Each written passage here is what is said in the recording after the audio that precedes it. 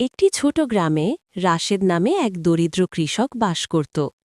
একদিন গভীর রাতে প্রচণ্ড বৃষ্টির মধ্যে সে রাস্তার পাশে অচেতন অবস্থায় একজন ভদ্রলোককে পড়ে থাকতে দেখে। মানুষটি গুরুতর অসুস্থ ছিল।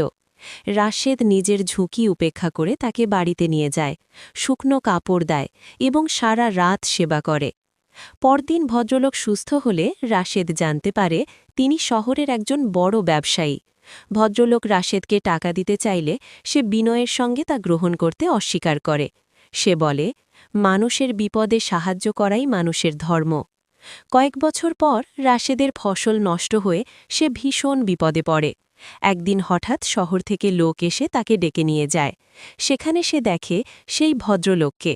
তিনি রাশেদকে চিনে ফেলেন এবং তার উপকারের কথা মনে করে তাকে কাজ ও আর্থিক সহায়তা দেন। এতে রাশেদের জীবনে সুখ ফিরে আসে। নৈতিক শিক্ষা: উপকারের ফল কখনো বৃথা যায় না। উপকারীর উপকার করাই প্রকৃত মানবতা।